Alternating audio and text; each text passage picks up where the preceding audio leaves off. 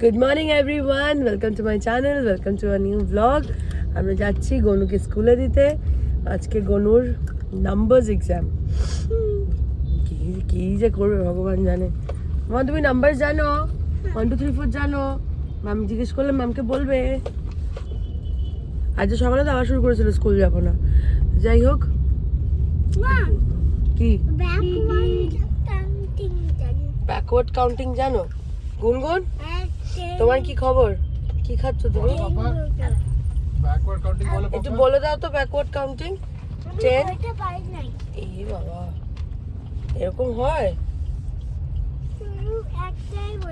কি বলতে পারো বলো?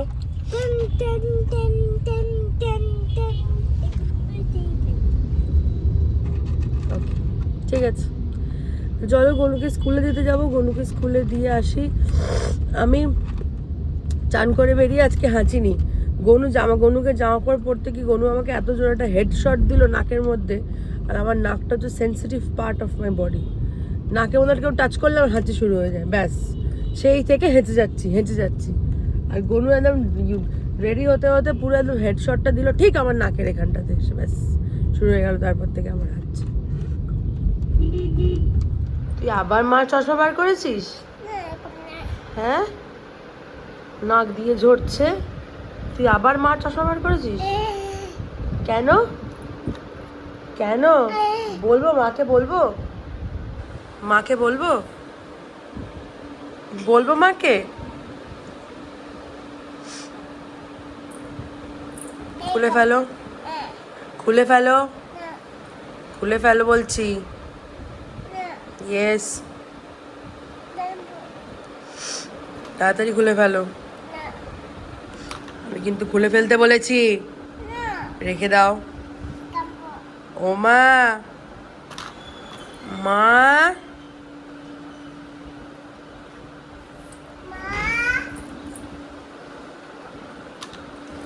মা দেখো। হ্যাঁ মা দেখো। কি পড়েছো তুমি? একসাথে কি করেছো? তুমি কেন করেছো? কেন? বাবা দেখো।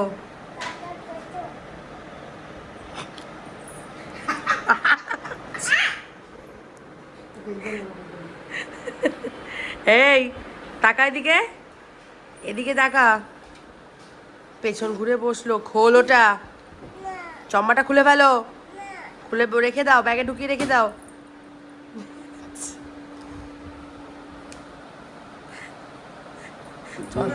চশমার ওপর দিয়ে বাবাকে দিচ্ছে। হ্যাঁ মা, তুমি ওকে বোরলিন লাগিয়েছো, সারা গায়ে আমার বোরলিন দিয়ে গন্ধ বেরোচ্ছে। চশমাটা নাবিয়ে ওপর দিয়ে দেখছে। বাজে ঘড়িতে এখন 10টা 15।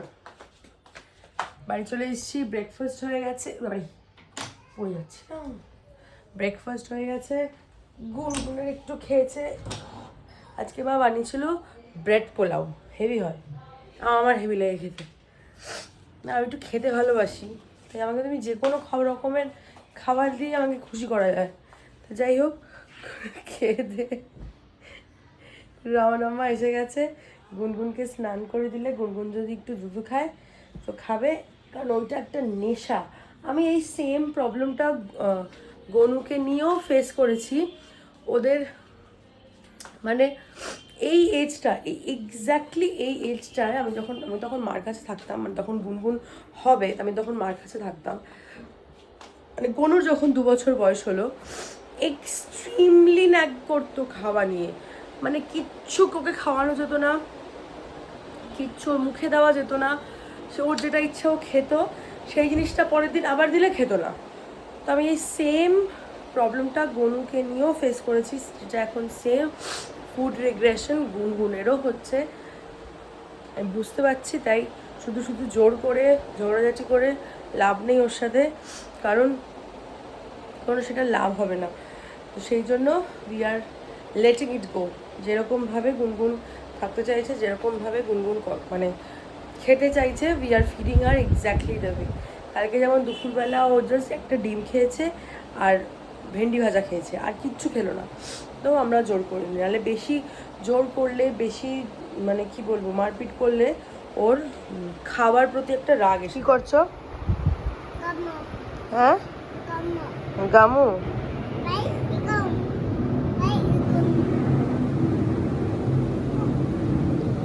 ঘুম পাড়াচ্ছ?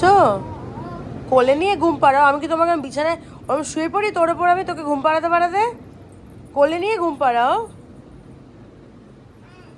ও শুয়ে শুয়ে, ও রে বাবা নি, ও বাবা, এরম করে তো নুনু না মাম্মা ঘুনু করে? হ্যাঁ দেখি, এরকম করে তো গুনগুন আর মাম্মা গুনু করে, গামু গামু। এরম করে ঘাড়ে নেই আমি তোকে? হ্যাঁ, এদিকে কি হচ্ছে, কি হচ্ছে? সব জামা কাপড় ভাঁজ করা হয়ে গেছে, ওইগুলো সব নতুন জামার পোটলা, ওইগুলোকে সব গোছাতে হবে, গুছিয়ে তোমাদেরকে দেখাবো। সেই বড় মাসে যখন এসেছিলো তখন কটা জামা কিনে দিয়েছিল, তারপরে সেদিনকে মাম্পি দিদি দিয়েছে, মা বাবা কিনেছে, সেগুলো সব তোমাদের দেখাবো। গনু আর গুনগুনের শপিং। তো গনুর পাপা এখন ফোন করে বললো ওকে আনতে যেতে হবে, ওর হবে না, গনুকে নিয়ে আসি গিয়ে। এই কি করছিস রে? গামু করছো এইখানে? হ্যাঁ, এটা চাপা? চাপা নিয়ে কি করছো? গামু? চাপা নিয়ে গামু? এ মা, ফুস করছে আবার, কিরকম যেন একটা।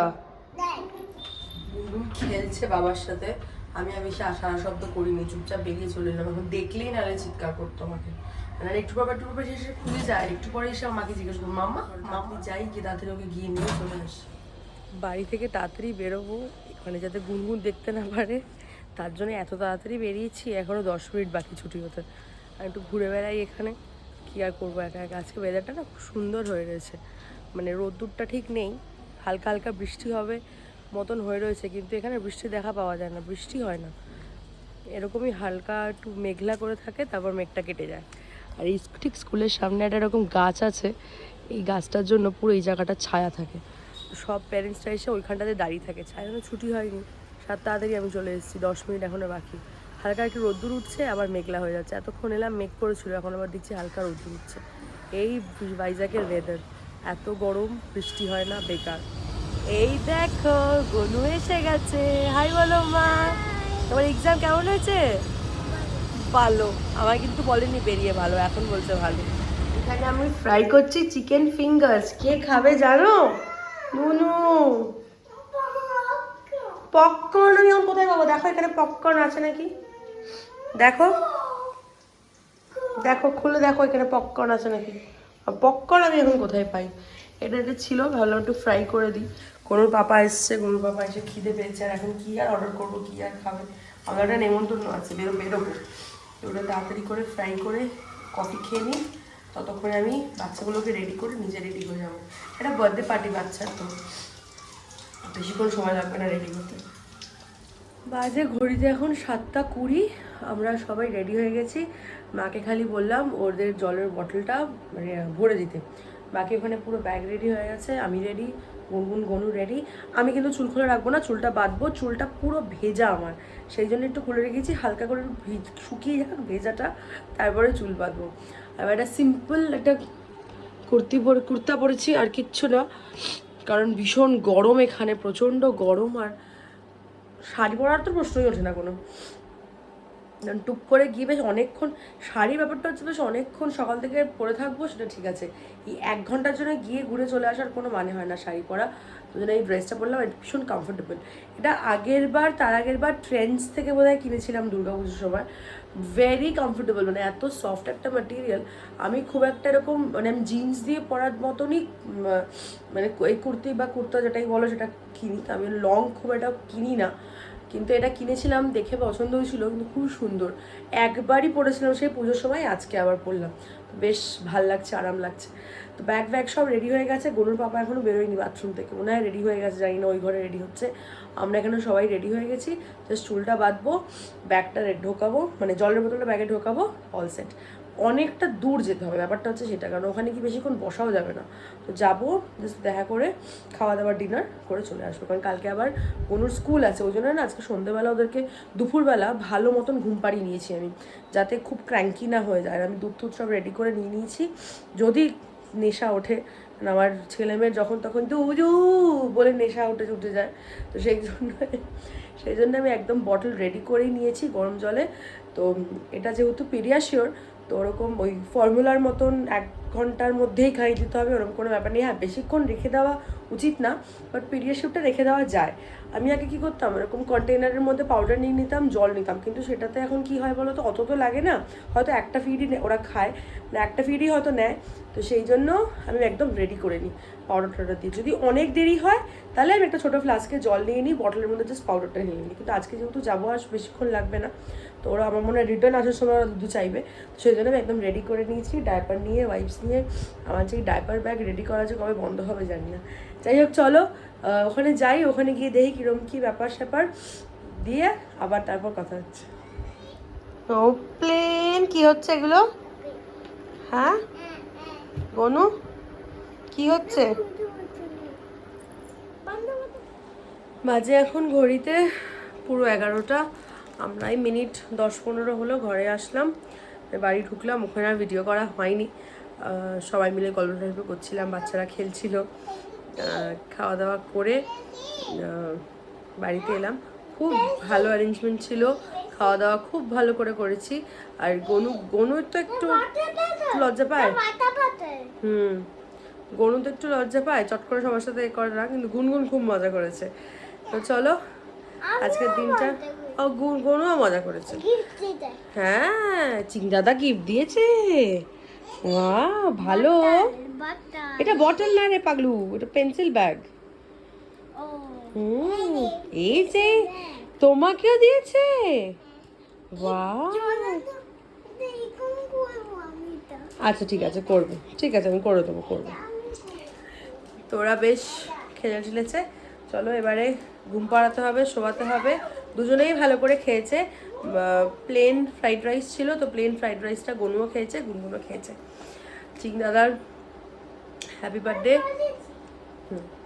চিং দাদার হ্যাপি বার্থডে কালকে ছিল, যেহেতু পরীক্ষা চলছিল বলে আজকে ওরা মানে সেলিব্রেশন আজকে হয়েছে, তো সেই জন্য আমরা আজকে গেছিলাম। আমাদের বাড়ি থেকে একটু দূরে, স্টেডিয়ামের কাছে, বাট অসুবিধা হয় না, আমাদের এখানে হাইওয়ে ধরে চলে যাওয়া যায়, মানে ট্রাফিকটা একটু কম হয় তো অ্যাজ কম্পেয়ার টু কলকাতা, তাই খুব একটা যাওয়া আসার সময় তো অনেক তাড়াতাড়ি চলে আসলাম, যাওয়ার সময় বেশিক্ষণ সময় লাগেনি। তো চলো, সারাটা দিন আজকে ভালোই কাটলো, আমরা বেশ ভালোই মজা করলাম, বাচ্চারাও মজা করলো, আমরা বড়রাও মজা করলাম। তো আজকের ব্লগটা এইটুকুই থাক, দেখা হচ্ছে আবার কালকে একটা নতুন ব্লগে। গনুর আবার কালকে এক্সাম আসবে, মামা লোক খুলে গেছে, ওটাও ইরেজার। গনুর আবার কালকে এক্সাম আছে, দেখা হচ্ছে আবার কালকে একটা নতুন ব্লগে।